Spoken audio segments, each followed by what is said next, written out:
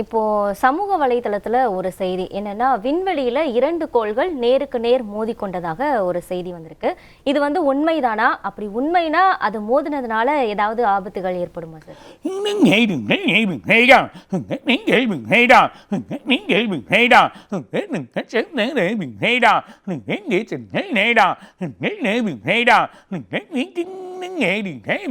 நட்சத்திரங்கள், அதாவது விண்வெளிகள், இந்த விண்வெளிகள் இருக்கக்கூடிய வந்து சண்டைகள் வந்து ஏற்படுறது அது சகஜமான நிலைமை தான்.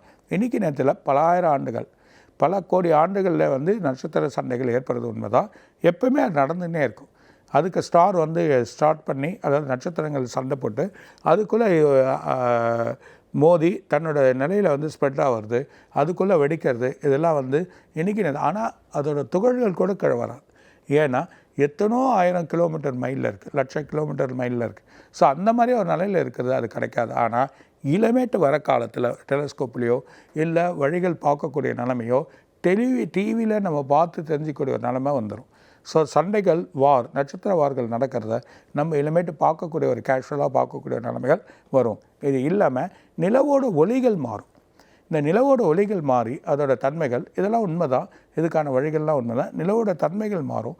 நிலவு வந்து தன்னோட நிலையிலேருந்து இன்னும் கொஞ்சம் மேலே சொல்லக்கூடிய நிலைமையும் இந்த டெலஸ்கோப்போடையும் இந்த டிவியில் எல்லாத்தையும் பார்க்கக்கூடிய நிலைமையும் நம்ம பார்க்க போகிறோம் அப்படின்றத சொல்லலாம்.